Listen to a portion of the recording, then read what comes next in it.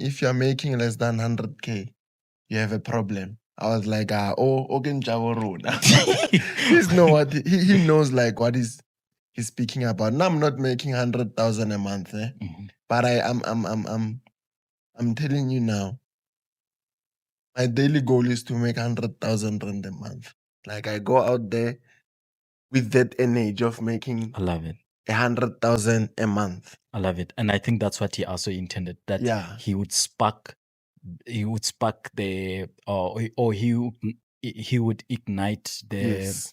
the attitude Yes. that you actually see that it's a possible thing. Yes. Mm, Yes. So each and every day I go out there, ke tibisa 100,000. mm, Ke tibisa 100,000. Even if ke a itse gore nka sa e tshwara 100,000, but ke a e tibisa.